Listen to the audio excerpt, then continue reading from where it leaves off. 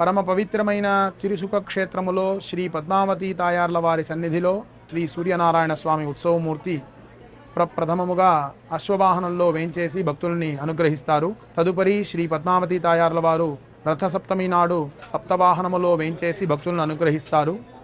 ఈ వాహనములో ప్రప్రథమముగా సూర్యప్రభ, హంసవాహనము, అశ్వవాహనము, గరుడ వాహనము, చిన్నశేష వాహనముతో భక్తుల్ని అనుగ్రహించి మధ్యాహ్నము శ్రీకృష్ణస్వామి ముఖమంటపములో శ్రీపాంచరాత్ర భగవత్శాస్త్రానుసారముగా నపన తిరువంజనము నిర్వహించి సర్వాలంకార భూషితురాలై శ్రీ పద్మావతి అమ్మవారు సాయంత్రము చంద్రప్రభావాహనంలో వేంచేసి భక్తులను అనుగ్రహిస్తారు. తదనంతరం గర్భాలయమునకు వేంచేసి అక్కడ సాయం ఆరాధనను స్వీకరించి తదుపరి వాహన మంటపమునకు చేరి గజవాహనారూఢులై వీరలక్ష్మిగా శ్రీ పద్మావతి అమ్మవారు తిరుమాడ వీధుల్లో విహరించి రథసప్తమి నాడు భక్తులను అనుగ్రహిస్తారు.